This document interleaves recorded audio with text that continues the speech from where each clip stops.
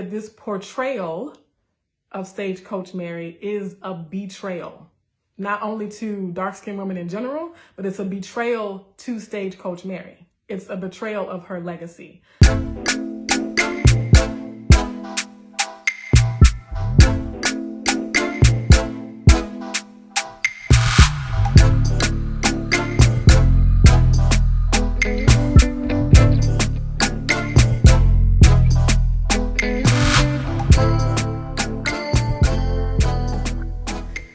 Hello, everyone. Welcome to another week of Colorism Healing with yours truly, Dr. Sarah Webb. I almost tried to number the week, but it's been so many weeks I have lost count. So if you've been paying attention, I am talking about colorism in Hollywood this week. I realized I didn't make as formal or official of an announcement as I usually do. But my post on Saturday, which was a reel repurposed from TikTok, don't tell Facebook or Instagram, but it was a reel / TikTok that I made about the Harder They Fall movie, particularly the casting of Stagecoach Mary. And so that really prompted me this week to go ahead and do a live officially dedicated to colorism in Hollywood movies. So that's what I'm going to be talking about.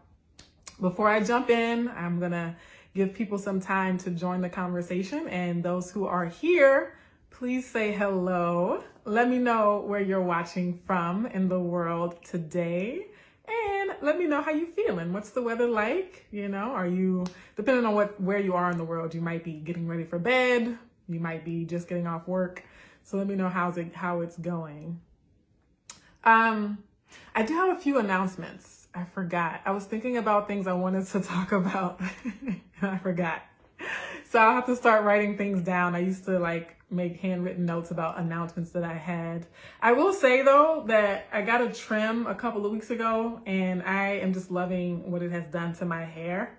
I liked my hair before, but now that I got it professionally trimmed, I'm like, wow, it's really cuter, even cuter than before. So there's that. Also the books. I haven't been talking much about the anthology for the Colorism Healing Writing Contest, partly because I've been really busy. But if you have ordered a book or if you are one of the authors who participated in the contest, you should have received your copy unless you are an international author or an international client. Those books take longer.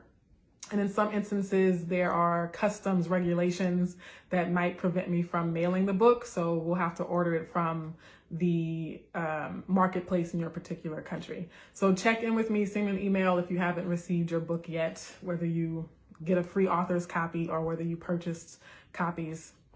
For those of you who have not gotten a book or have not purchased one, they are available for sale on the website as well as other online retailers and sellers. So if you have a Prime account or something you want to use to order it, feel free to do that. Anything else I need to talk about in terms of announcements? Okay, I think I'm good on announcements for now. And next time I'll remember to take notes. So let's see who's tuning in. If you are just tuning in, the topic is colorism in Hollywood movies, sparked by the egregious casting of Stagecoach Mary in the Netflix film The Harder They Fall. Yeah. All right, Lucid Los. Hey, Lucid Los. I always enjoy having you in the discussions. Vanessa Beth Ely from Vancouver. Hi, from Vancouver. Hello from Mozambique. Hi, from Mozambique with 2 hearts. And this is Aline Nobry. Zaratanya 1980 says, hi, watching in Kent, UK. It's cold. It's cooling, getting cooler down here in Texas, but definitely not cold yet. Lucid Lo says, love the earrings. Thank you. I bought them at a vendor over the weekend. There was a woman selling things, earrings, purses, and I like color. I like earrings, so I bought things from her. Fro is popping, Vanessa Beth Ely. Thank you. I was like, oh my gosh, I'm going to get my hair trimmed regularly now. Let's see. Hey, Natasha, how's it going?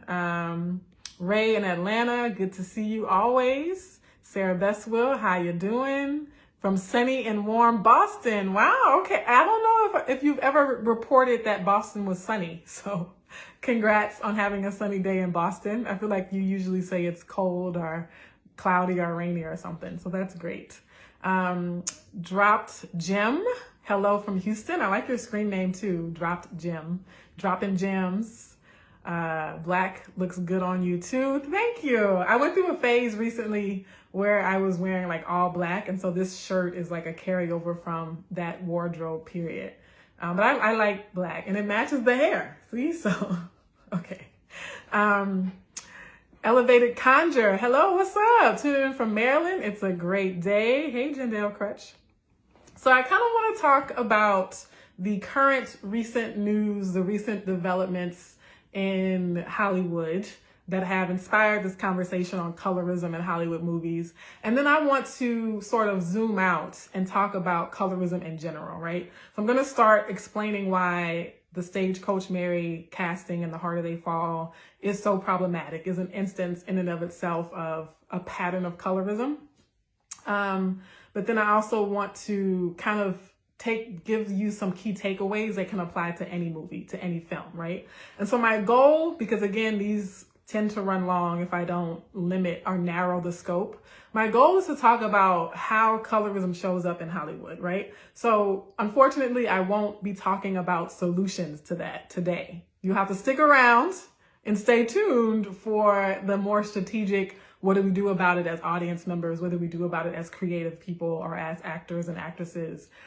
For right now, though, I think it's important because when I talk about examples of things I see in terms of colorism, there's always one or two people who reply in the comments like, whoa, I didn't even notice that, right? I remember talking about colorism in Queen Sugar with regards to the women that Ralph Angel dated or mated with or whatever. And someone was like, you know what? I didn't even realize that. I didn't even spot that, right? And so I think even people who are aware of the issue of colorism might take for granted all of the ways that it's obvious in movies, right? In media in general. So I really want to give people the tools to analyze the media that they consume and really be more consciously aware of when they're receiving colorist messages. Be consciously aware of when you might be receiving a narrative or consuming a narrative that's harmful towards darker skinned people, especially darker skinned women.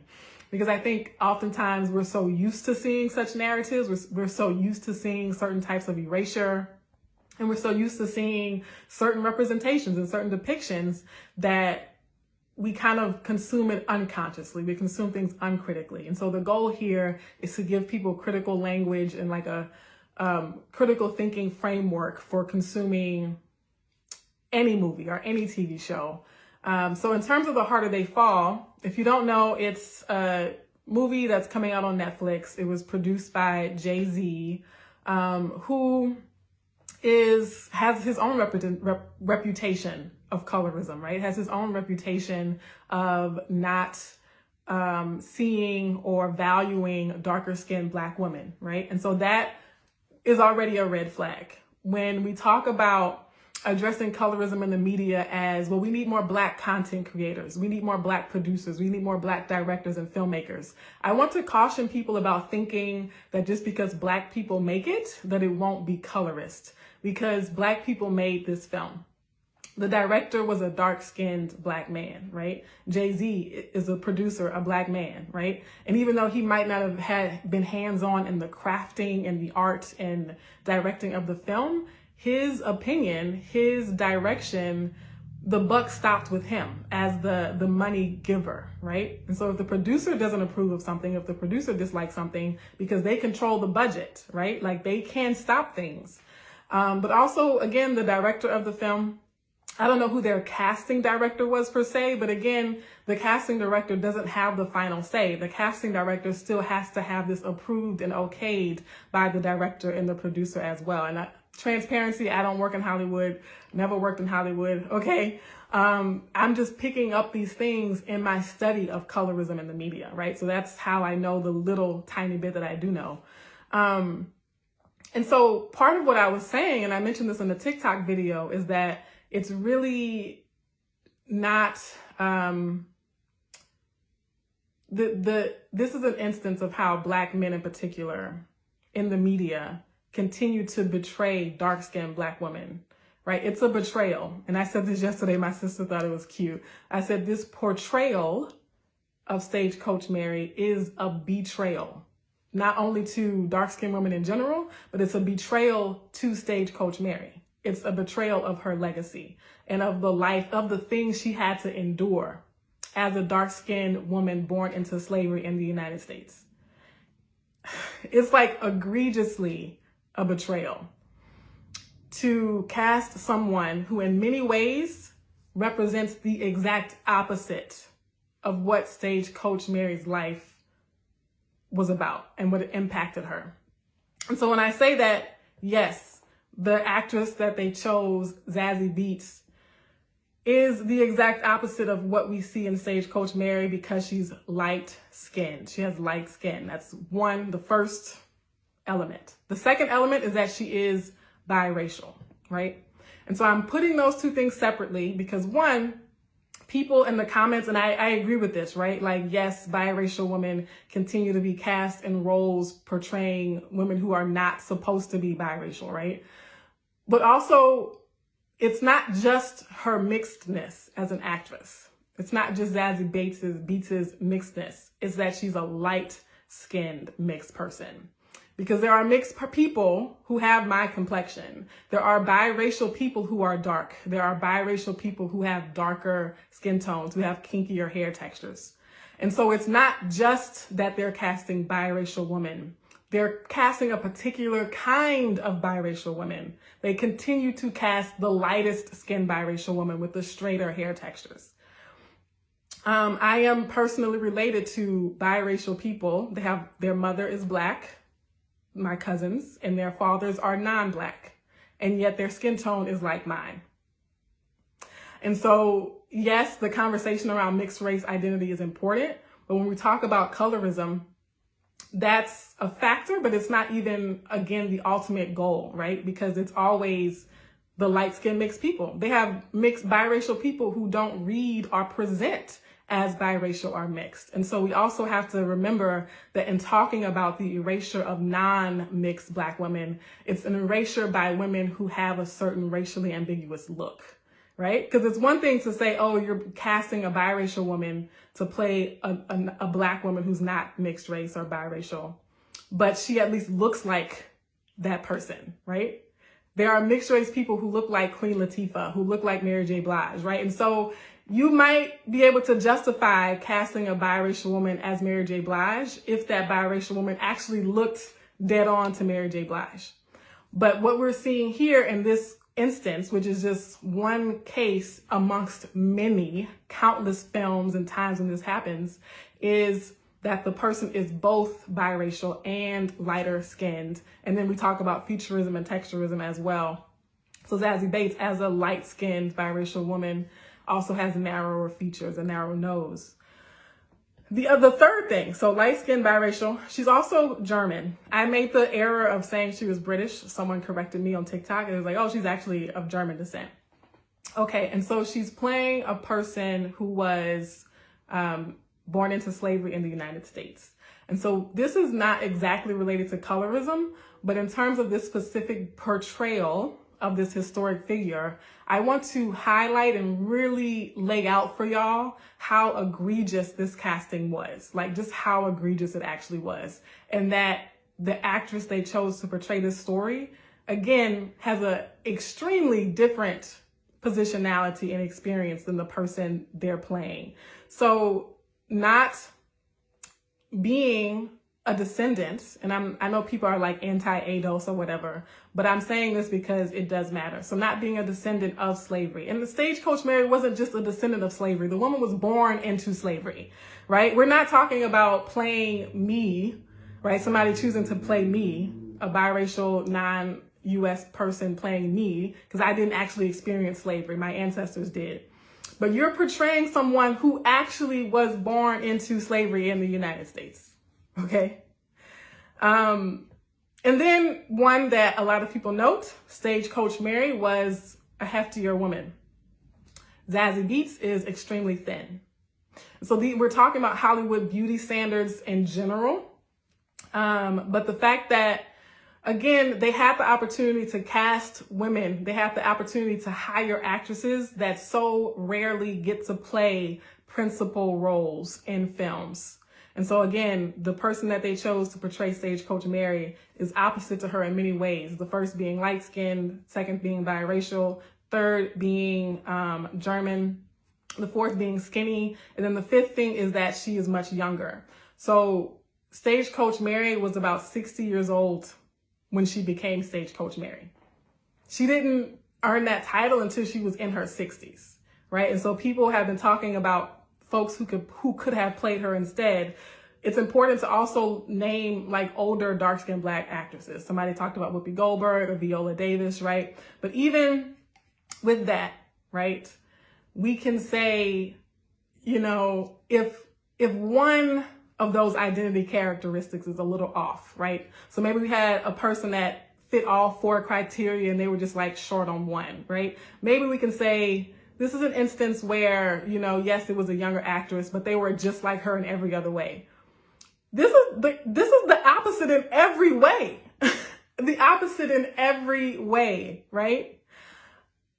And so it's particularly egregious in this instance.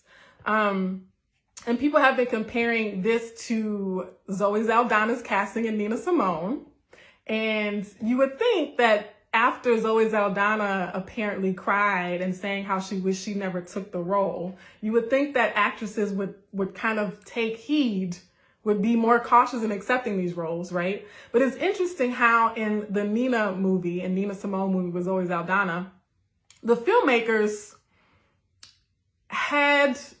it was a twisted way that they did it, but they felt like the way the actress looked mattered because they bothered to put Zoe Saldana in blackface. They bothered to give her a prosthetic nose to make her features more like Nina Simone's, right? So there's this weird, very twisted acknowledgement that looking like the character you're portraying matters. And yet, instead of just hiring someone who already looked like that, they gave this very offensive like makeup for Zoe Saldana. In this instances, though, the filmmakers don't even care. They're like, you don't have to look anything like her. You don't have to in any way represent who she was. And let me be clear, being a dark-skinned woman who was born into slavery impacts your experiences during slavery. And if you go Google the picture, Stagecoach Mary was very dark-skinned, okay? And even after the abolition of slavery, being her color gave her extremely different experiences than someone who would have been lighter skinned or biracial. And so her persona, her legacy, what she did, how she moved through the world, right? Her personality development, all of that was influenced by those other identity categories of being dark skinned, of being Black, of being born into slavery, right? And so I'm mad. I'm mad about this movie. The other thing I'll say is that Stagecoach Mary was well known for wearing men's clothing, right? Like that was part of her legacy. Like, oh, you know, she's this like tough woman. She like wears men's clothing because it, you know, is part of her toughness and having to endure that era as a woman, right? Out in the world delivering mail.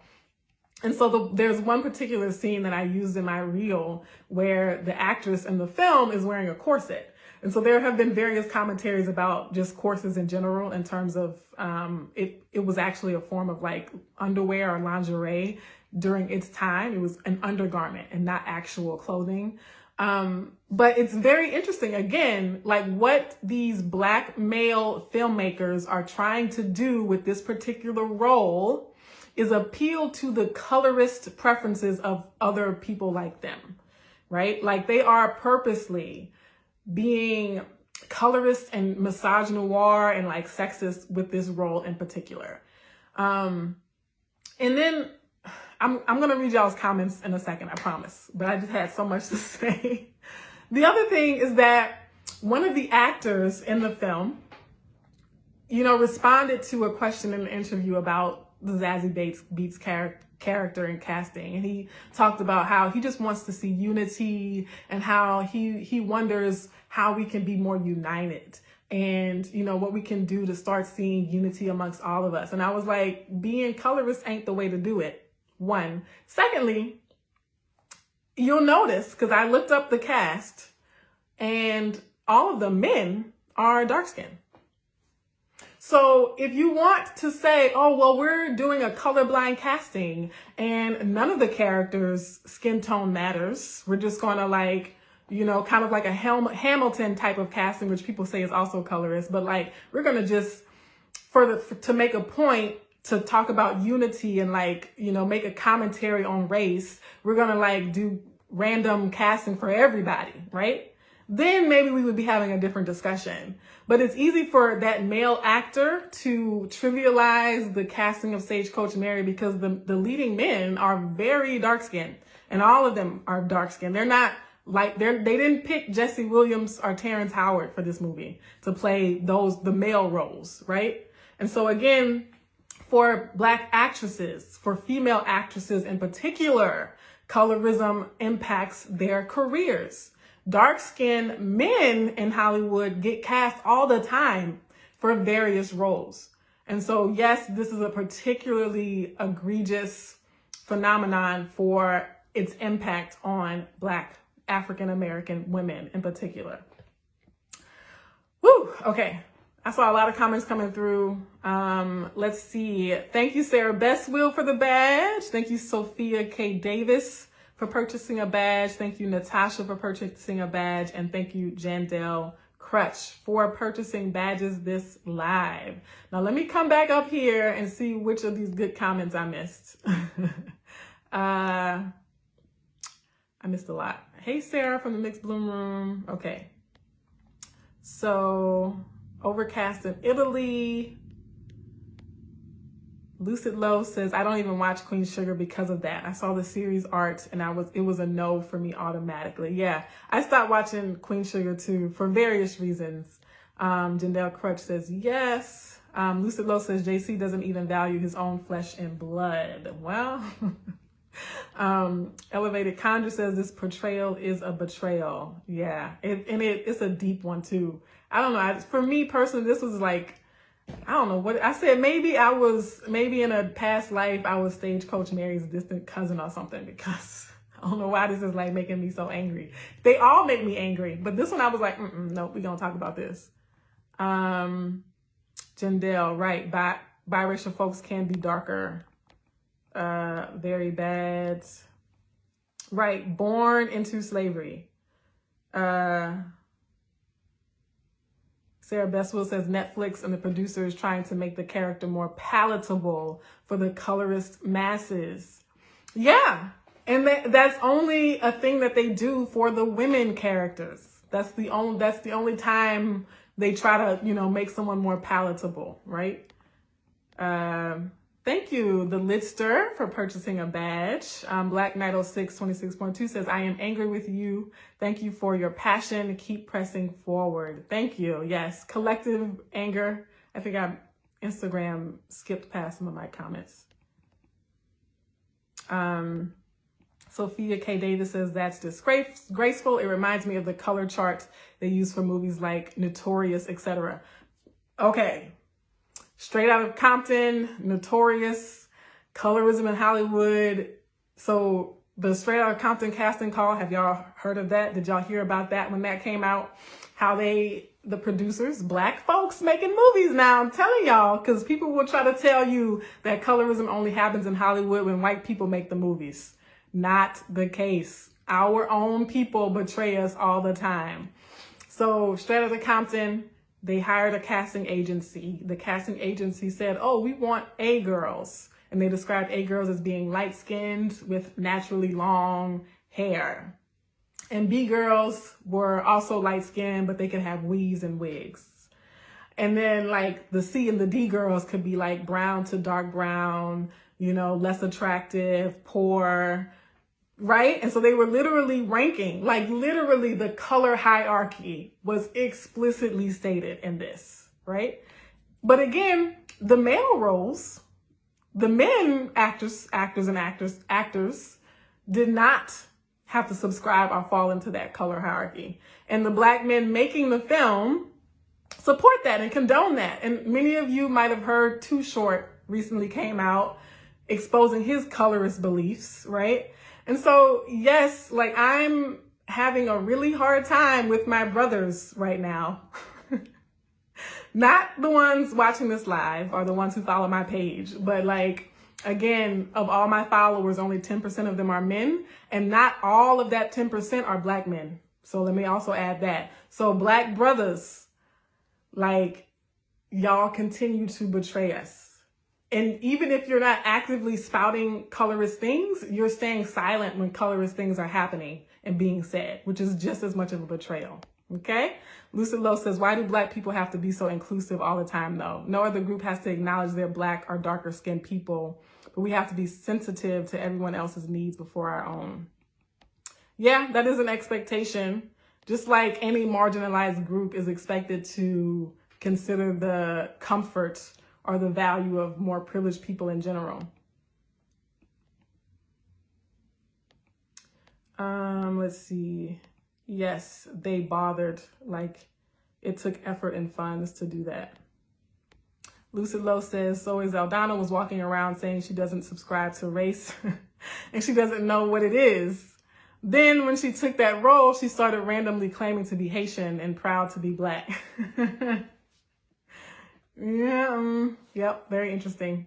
But again, Zoe Zaldana's ability to claim Blackness is why, you know, I don't even look at the racial markers first. I look at the skin color first, because anyone can claim Blackness. But at the end of the day, if you don't look like me, you get to move through the world differently. You have more access, more opportunities moving through the world. And so, yeah, she can claim to be Black, but colorism is the conversation we need to have, especially when we talk about the US becoming minority white in a couple of decades, and majority people of color. And you mean to tell me we're not preparing ourselves to deal with colorism more directly and more explicitly? Like, we have to I'm centering colorism. I know people, the world disagrees, but that's just me. Ken says, this just makes me sick to my stomach. Yeah. Sarah Bestwell says, dear white people and all Americans on Netflix are also rampant in colorism. Oh yeah, I wonder what the board of Netflix looks like. Yeah, the board of Netflix. But I'll also say, like, I don't know much about the dynamics in terms of Netflix acquiring shows or acquiring the rights to make a film. But I think the buck stops with the producers of the film and the filmmakers and the directors. And so they might be getting paid from Netflix, but I don't think Netflix is taking away their creative control, right? But I don't know, maybe I'm thinking about it in the wrong way, right? Like, I'm looking at the people who have creative control over the final product. And so maybe Netflix does have creative control over the final product. I don't know. Y'all let me know, right? Is it just like, oh, Netflix is trying to build out their menu of films and TV shows? And so these are the people they're like, oh, make a TV show for us or make a movie for us. And then like the directors and writers and producers are the ones choosing the casting and choosing the narratives, right? I'm not 100%, but that's kind of how I'm approaching it right now. Sophia K. Davis says, yes, I did. That was a mess. Ice Cube's son admitted that he doesn't like Black women in real life, only A girls. Ice Cube never addressed it. Excuse the question, he never did address it, especially perpetuated towards the women. Yes. Oh yeah, so with the Saweetie thing, Souls and G-Spots is having a live where she's asking, you know, people are attacking Saweetie for being colorist and not holding Too Short accountable for his colorism, right? I think there are instances where a Black man is colorist and lighter skinned women accept that and they sort of bask in that. Other times they just stay silent on it. They don't correct it or address it. And I think that's what people are asking for. They're saying that just laughing at what he says, even if you're not agreeing to it, even if you're not explicitly condoning it, not correcting him, not saying that's wrong is complicity. But I don't know. Okay. So in terms of, Hollywood more generally, more broadly, one, I'm not going to watch The Harder They Fall. And it seems like to me, the filmmakers, like the whole cast and crew has sort of rallied together and said that they were not going to really address the issue. Although I think the casting director doubled down on his choice. The casting director justified hiring Zazie Bates, but I would really like to hear from her. Has anyone heard of her putting out a statement or saying anything? Because someone just wrote in my comments earlier today, like an hour ago, that light-skinned women can't expect to be included. They have to earn inclusion. And I responded, I said, yes, a lot of light-skinned people want inclusion without accountability. And for any woman, any light-skinned person, whether they're biracial or not, any lighter-skinned person who claims that they're often not seen as Black enough, or who claims that, darker-skinned women don't accept them, it's because you want your inclusion without being accountable for the ways that you are privileged in society and the ways that you and a lot of people like you have perpetuated and condoned harm against us. And so when women like Zazie Beetz take these roles, light-skinned people as a whole, biracial people as a whole, are viewed by us, for me, I'm like, well, y'all don't have our backs. Zazie Beetz did not have my back as a dark-skinned Black woman. She doesn't have our backs, right? And so I don't want to ever hear her say, oh, well, they told me I wasn't Black enough. Like, you don't have my back. Light-skinned people after light-skinned generation of y'all have not had our backs, and unfortunately have explicitly thrown us to the curb, have explicitly thrown us under the bus, have explicitly excluded us, and not in terms of we don't want to eat with y'all at the cafeteria, but excluded us in terms of you can't even be admitted to this school to eat in the cafeteria in the first place. I know my Southern accent is coming out a little bit, so I hope y'all understood that. But yeah, it's, I don't think there's enough. I don't think there's enough that an actress could do to really come back from that choice, because this was really blatant. And I had never heard of Zazie Beetz before this, but I don't care what she play in the future. I don't care. Like, I'm not going to watch it. And so people might look at me and say, oh, well, she's Black too. No. Again, beyond the conversation of the one drop rule, beyond that conversation, because she could be a fully Black African American who looks like that, and yet it's still not good enough, right?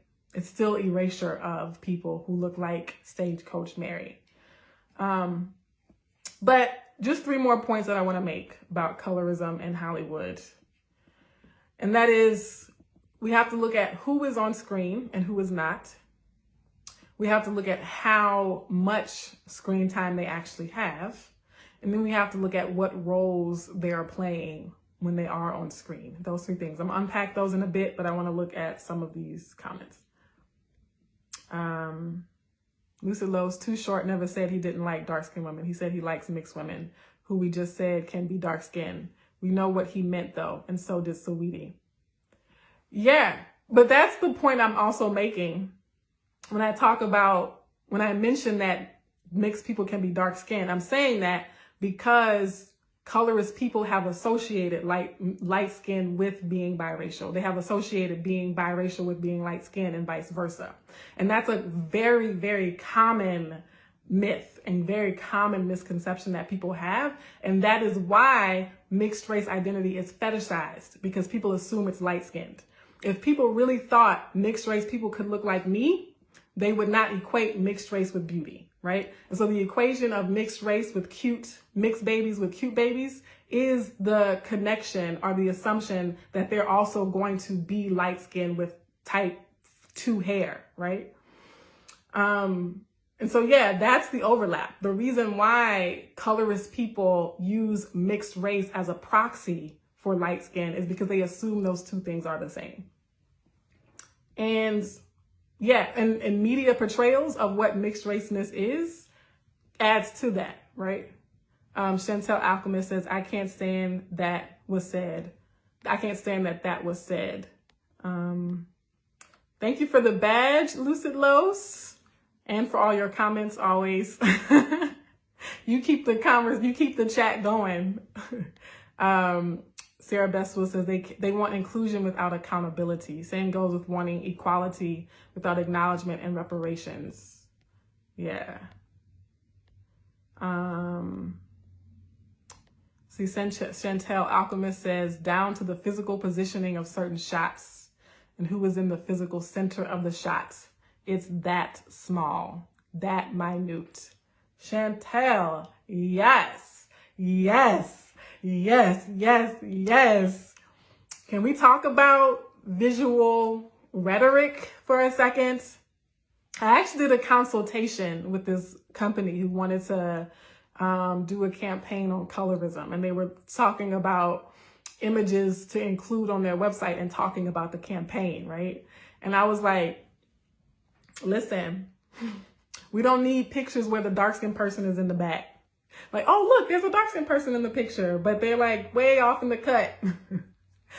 Even something like, they'll have like a dark-skinned person and a light-skinned person, and like, oh, look, it's unity amongst light people and dark-skinned people. But the light-skinned person is facing the camera directly, and the dark-skinned person is looking at the light-skinned person. You see there? So it's still like, you're not perpetuating a narrative of equality and unity when the visual representation puts the darker skinned person in a subservient role. People were criticizing that image of Nicki Minaj's like stylist or whatever, sort of like bowing down to her. And that's a valid critique. People try to say, oh, that's not what he meant, or that's not what the photographer was trying to do. And so we also have to separate the intention of the filmmakers, although in this case, in the case of The Harder They Fall, they were intentionally colorist. Like, don't get it twisted. Oftentimes they are explicitly trying to be colorist.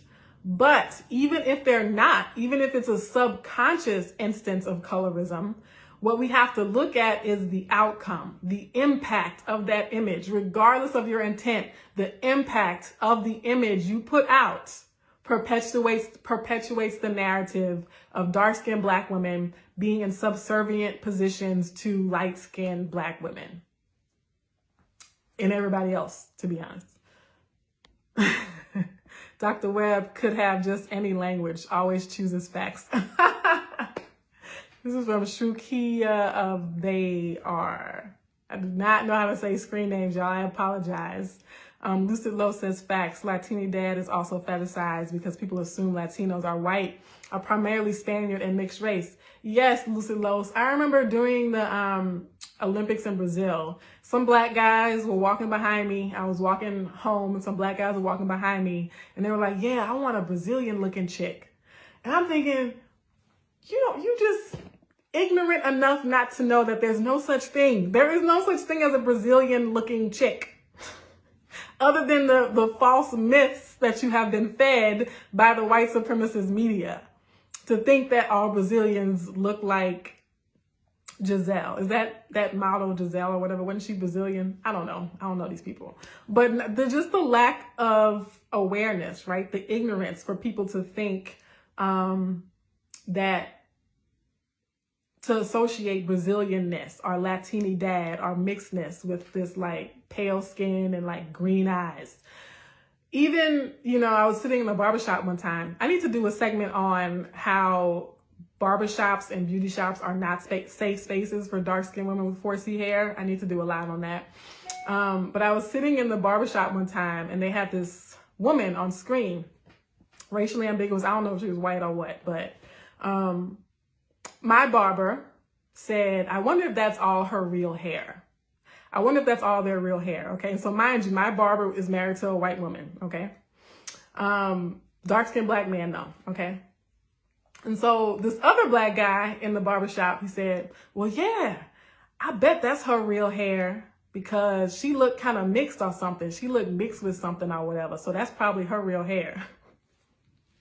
And then my barber and the other black barber, they was like, nah, I think that's tracks. I think that's fake hair, right?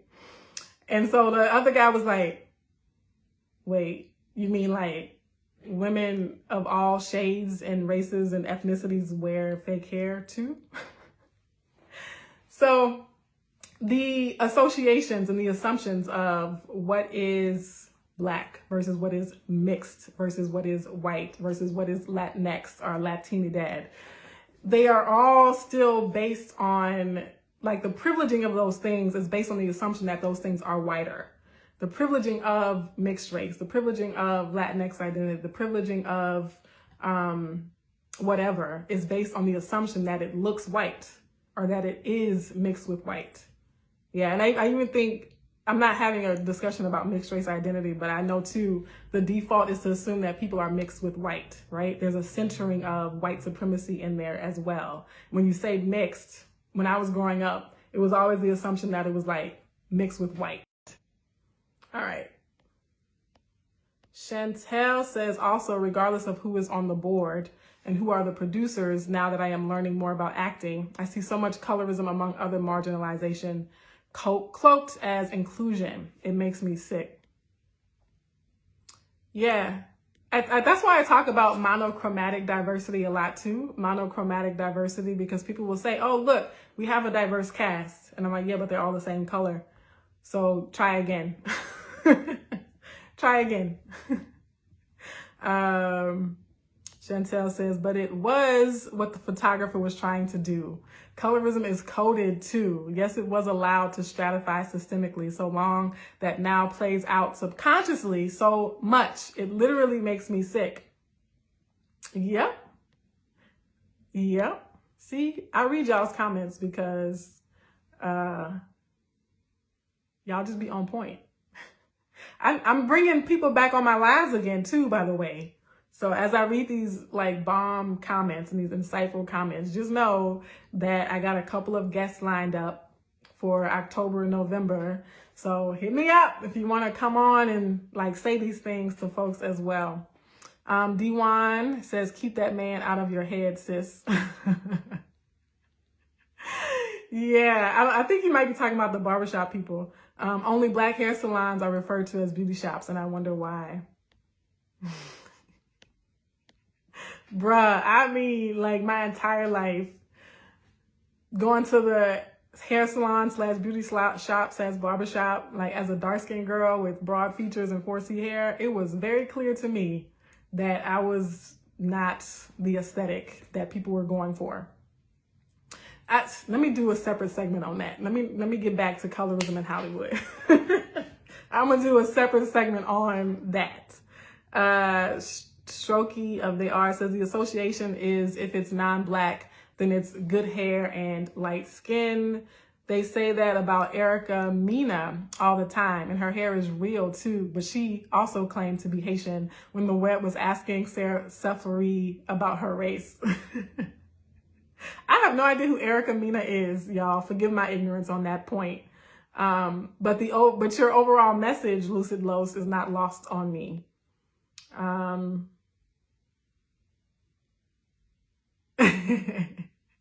Thank you, Pods Up Close and Comfortable, for buying a badge.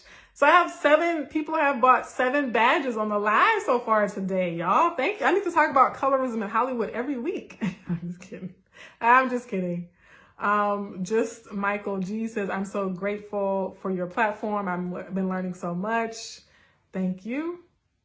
Dropped Jim said, not necessarily a colorism issue, but I'm not sure if I'm on board with the trend of other people who don't know our history being cast for specifically African-American historical narratives. Yeah, that's something I brought up a little bit earlier about Zazie Beetz being German and playing a woman who was not just African-American, but like an African-American who was born into slavery. And I know that they had slavery in other countries as well. Okay, that's true. But I think the experiences and the history and the context matters. But it's not just, the egregiousness is not just that they don't know our history or that they as individuals do not experience our history. It's also like in America, what American white supremacy does is it says like, y'all have to stay in your place as African Americans, right? African Americans, they are still mad that we're not in slavery anymore. And so I also think that the white supremacy of America wants to limit the success and the reach and the sort of global rise or uplift that is accessible to people elsewhere. And so there's this sort of anti-African American sentiment that crosses, that intersects with anti-Black sentiment. And it's almost like African Americanness, like Black Americanness is dangerous, is lazy, is less than other forms of Blackness, other ethnic groups within the diaspora. But yeah, that's not exactly related to colorism, but all these things intersect, right? Like colorism doesn't exist in a vacuum. So it is being impacted by these things. For example, that's why you see the woman who played in Queen and Slim, and the woman and the man who played in Queen and Slim, and you see Cynthia Erivo who played Harriet Tubman, right? Like those are all darker skinned actresses. And so I loved seeing dark skinned actresses on screen, but it is important to know that that intersection is that there is a certain level of acceptance in white America to Black people who are foreign Black people, if that makes sense. That's layered, but yeah, I understand where you're coming from. Oh, wow. Okay, hold on. Thank you for the badge, just Michael G. Thank you for the badge, Admira. Court Nico, thank you for the badge as well. Like, y'all are clutch. I am so grateful. So let me wrap up here. I've been chatting and mostly just been talking in the comments, but I do want to go back to those 3 points I made about colorism in Hollywood beyond just this one specific film. Dropped Jim said, not necessarily, oh, I already read that. Okay. Black Knight 06 26.2 says, I am a Black father with a Black dark-skinned daughter that wears her hair natural, and I use my IG page to speak out against colorism. Thank you. Thank you for being here and sharing that. That is so important. And it is so necessary for Black fathers not to be oblivious or not to, you know, because it doesn't affect men as much. It can be very easy to just kind of ignore the fact that this is happening and that it probably 90% chance it's impacting your dark-skinned daughters, right? So yes, thank you. All right, Lucid Low says, I view anti-African Americanism as ethnocentrism. That is one of the biggest issues within the minority community, in my opinion. Yeah, I like your perspective on that. Okay, so in closing for this week, thank you all for taking me on very productive tangents, as you always do, related and relevant. But in terms of the topic of colorism in Hollywood movies, the first thing we notice is who is in the movie in the first place. And so for anyone who questions, who wonders, like, is this colorism? I don't know. if there are no dark-skinned people in the movie, that's an example of colorism. Like, your first clue, your first red flag that this movie is colorist is that they don't even have dark-skinned women. And I'm focusing women here, women.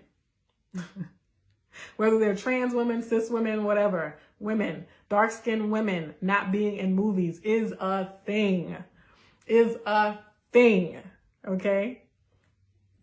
Boy, if we look at how many movies have a dark-skinned man but don't have a dark-skinned woman, I see it all the time. And I'm telling you, I had somebody, when I made my post about all the men are dark, all the women are light, like, somebody commented later and was like, ever since you posted this, I've been seeing it everywhere. And that's what I want. That's what I want. I want y'all to start seeing colorism everywhere, because I feel that way. And I'm like, oh my gosh, it's everywhere. Haley Joel Osment, I see dead people and I can't stop it. That's how I feel about colorism, okay? So I want y'all to be right along there with me. But the second thing is, how much screen time do they have, right? These are very basic, tangible things you can look at. I've had people say, oh, well, look, they had a dark-skinned woman in that one scene. I'm like, that one scene? Really? That one scene? Still colorism, okay? If you get 5 minutes of screen time in a movie that's 90 minutes or 120 minutes long, that's not a substantive role. That does not count as anti-colorism, okay? It's still colorist. 5 minutes on screen is this far off from not being on screen at all. And I say this all the time when I talk about my media strike back in January, not media strike, media diet or whatever I was doing, fast, is that it's not just the quantity of roles, it's also the quality of the role, okay? So let's say they did cast a dark-skinned actress. And let's say they have a pretty significant part. Let's say they have a lot of screen time. Here are some questions to ask yourself. 1, are the dark-skinned actresses playing the lead character, or are they merely a supporting character? 2, are the dark-skinned actresses and characters reinforcing negative stereotypes? You can discern for yourself what a negative stereotype might be.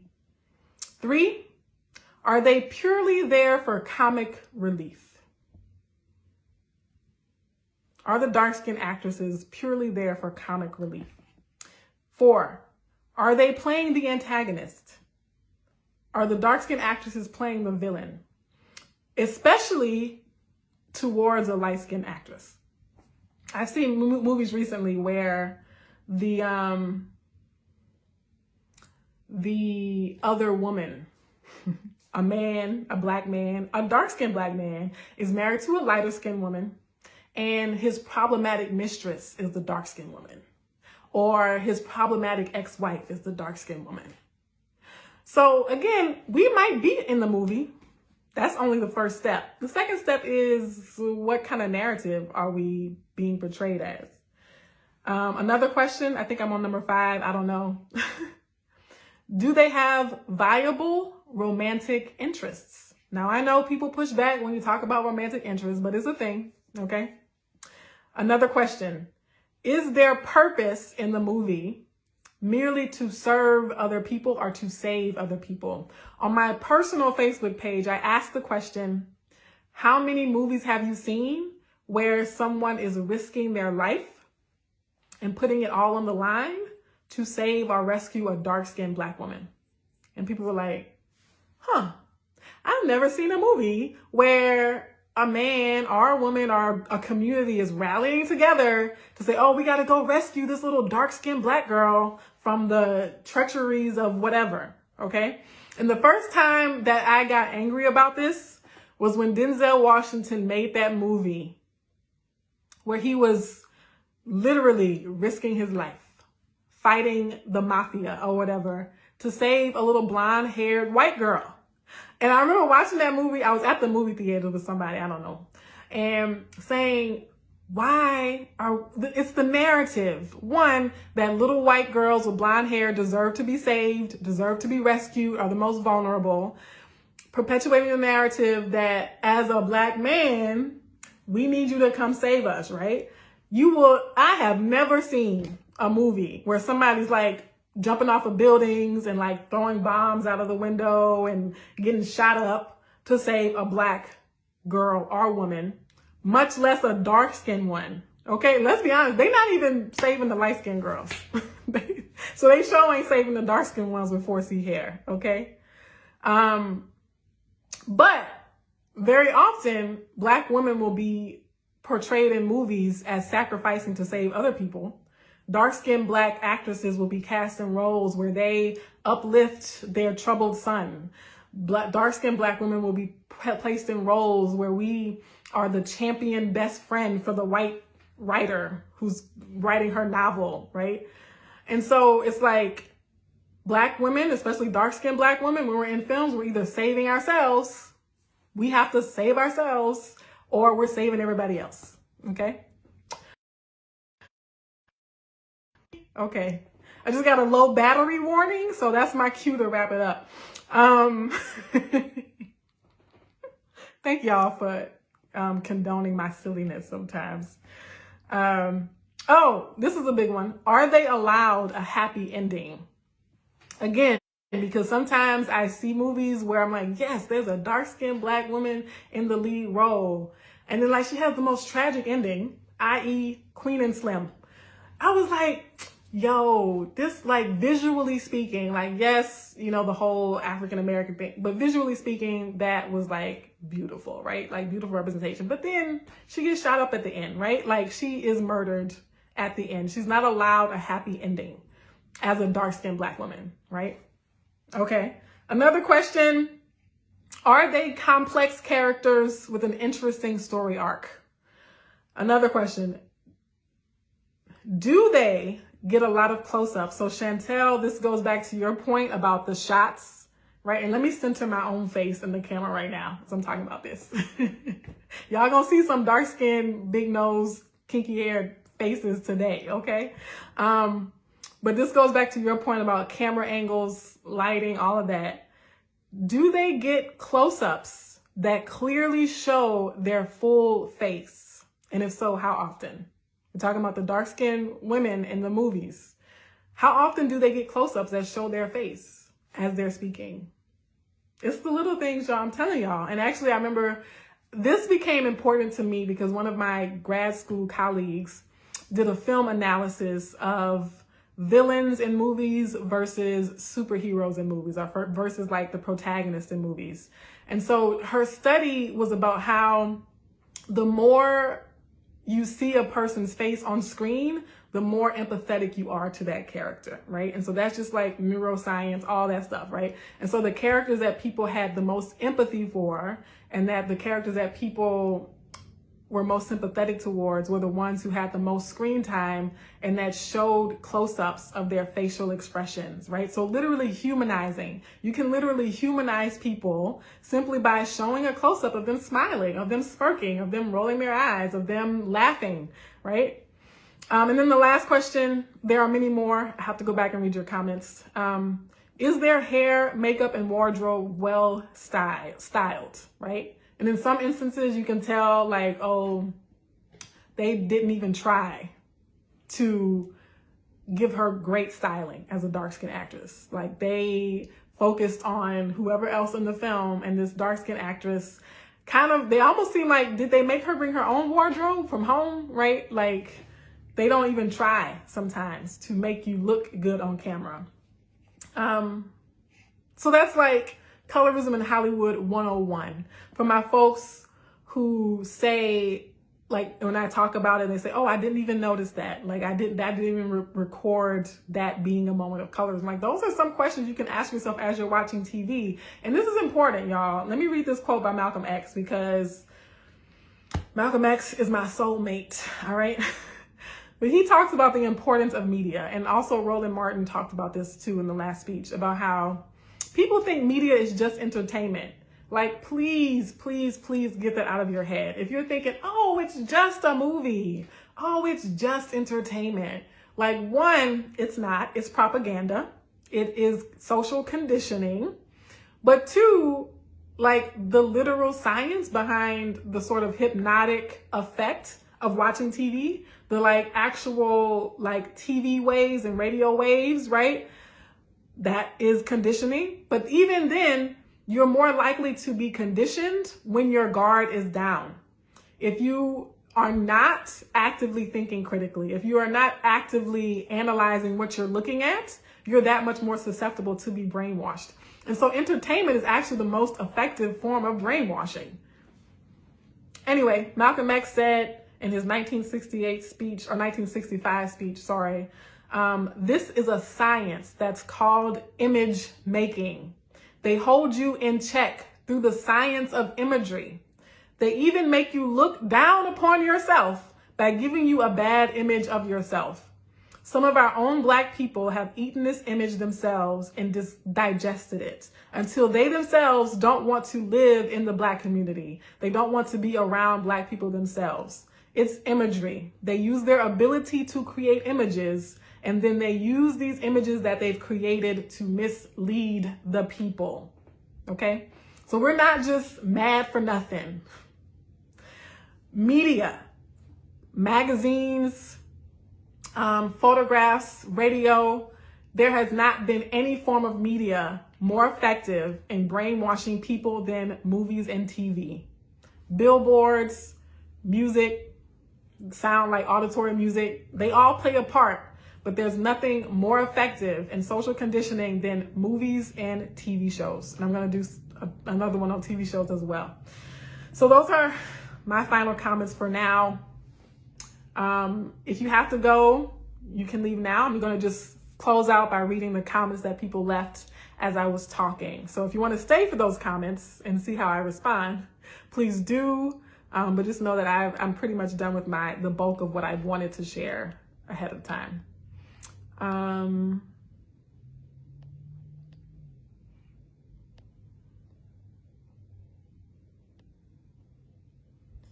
Ooh, I missed a lot.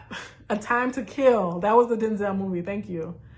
That movie, Acrimony, Light Skin Save Your Wife, and Bitter Dark Skin Ex. Yeah. Court Nico, Viable Romantic Interest. Yeah. The Magic Negro, Saving the White People. Even a program like Watchmen for me was problematic because the entire show was cop-aganda. Ah, yes, Chantel. Cop-aganda. See, that's a very clever phrase. That needs to catch on. Sophie K. Davis says, when Jodie Turner played Without Remorse with Michael B. Jordan, she wasn't promoted as much. Didn't even know she was in it. Yeah, I did not know either. Sophia K. Davis, this is literally my first time hearing that. Chantel Alchemist says, yes, it's extraordinarily minute and down to the lines the character gets to say are not, where they are physically positioned, what their character is playing in the plot is all submitting these narratives to us. Lucid Low says dark-skinned actresses are the lead character when it's a sad movie like Precious. That's it. That's all. Yes. Okay? Yes. Especially short periods of time in the movies. Yeah. Especially if you're playing a service worker. Lucid Low says, I quit watching Black movies a long time ago because it is everywhere. Black women are there, but true men are in it, which they are used is to perpetuate negative Black stereotypes. Chantel Ackerman says, yes, the literal measure is not seeing dark-skinned femmes specifically. My entire life, I've seen this.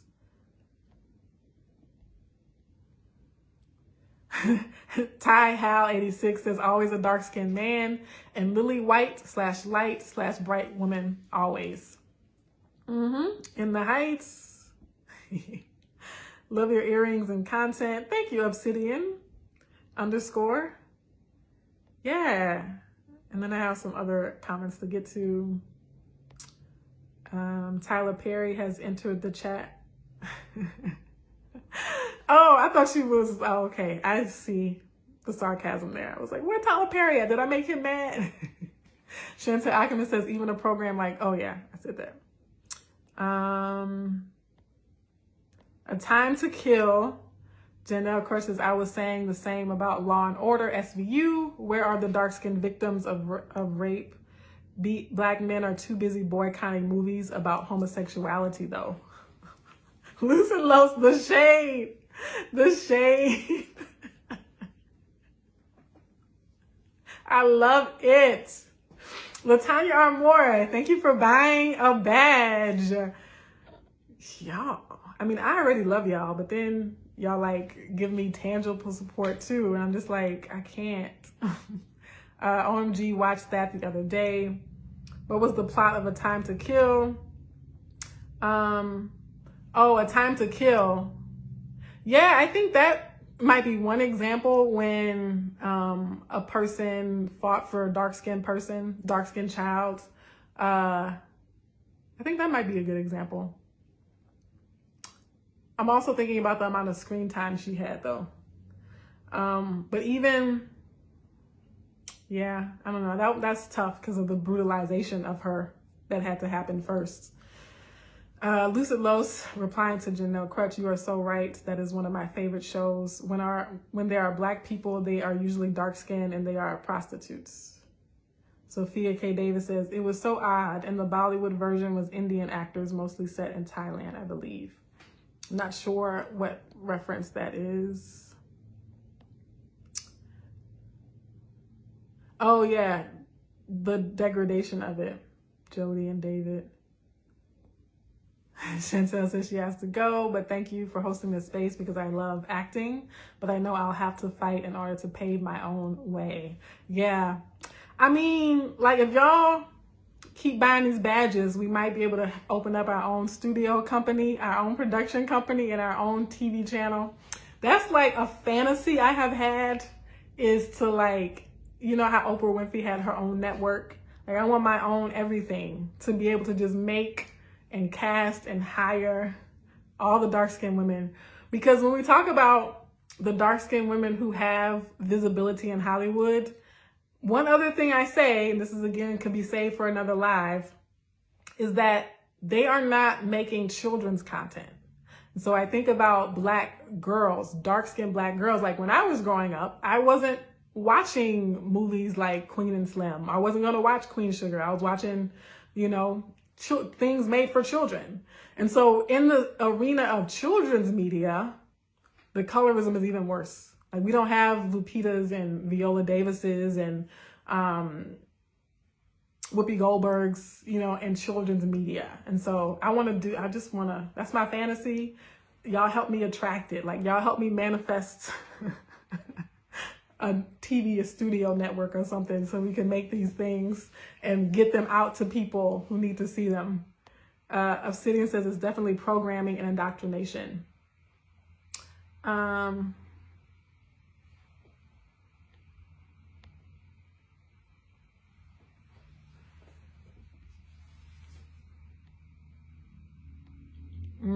It's real life psychological warfare. Tai Hao 86. EOS 20, the close-ups. I didn't even notice that. Yeah, I hear a lot of things that people aren't applying to colorism that I obviously apply to colorism. So like I'm so grateful that I sat in class and heard my, you know, colleague do a presentation on that, because I was like, yo, like how many times do I see like the face, the close-up of a face of someone who looks like me? And maybe get a side view, might be off in like a group shot. It's a lot. The new Candyman is full of messages. Jay Asmin. Yeah, superhero movies. Not to mention all the roles meant for dark-skinned women who lost women take, like Nina Simone. Yeah, exactly. That's what prompted this, was The Harder They Fall. And Stagecoach Mary being if a colorist person needed an excuse to cast a dark-skinned person, like this was their excuse. This was your excuse. Like if you try to say, oh, well, we can't cast dark-skinned women for whatever, like you had an excuse to do the right thing, right? Because the person you're portraying is dark-skinned and they still didn't do it. All right, y'all, let me wrap up. I think I got through all my comments. Black Nettle 626.2 says the remake of the TV program The Wonder Years is cast with dark-skinned African Americans, maybe a first. So I'll have to do another follow-up on TV, because when we talk about those viable romantic interests, colorism. So I will say I love that the mom and the dad are both dark-skinned. I love that the mom and dad in the Wonder Years are a dark-skinned couple. But there's something about, and I've been thinking about this with the Wonder Years a lot, because in the original Wonder Years, the sort of romanticization of that character, Winnie, the girl Winnie, the white girl that he was in love with for all those years, like that dynamic in a movie or a TV show conditions us, teaches us who to be enamored with. And so whoever the protagonist is enamored with teaches the audience, is conditioning the audience who they should also be enamored with. And so for the lead character, the protagonist, to be enamored with probably the only lighter skinned person in the whole TV show with like straighter hair, like a much, much looser curl pattern, is also a narrative, right? Because how many times have we seen movies with an all white cast? How many times have we seen movies with an all light skinned cast? And so they could have hired one more dark skinned actress for that role as well. But there's something about people not being able to imagine a black boy being enamored with a dark-skinned black girl. And so who should play this role? Who should play the role of being this sort of like pedestaled queen of the classroom or the school campus? It can't be a girl who looks just like him. It can't be a girl who looks like his mom. So I got my they were close. They tried to get close. I was like, yo, dark skin, dark skin, dark skin. And then I saw clips and previews of those scenes and I was like, there it is. There it is. We can't escape the colorism. Even when people think they're doing right, like it always creeps up. It always seeps up somewhere. And now, as I say, I wrap up, I just opened up another can of worms.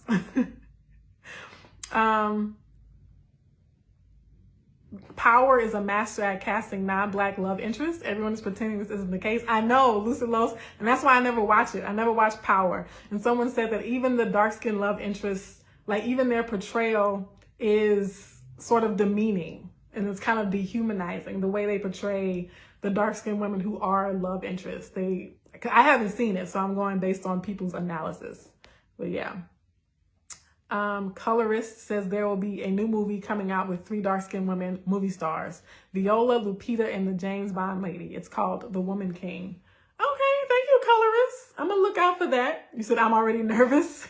I know. It's like, because we're so, like, it's so rare that we can just get a movie.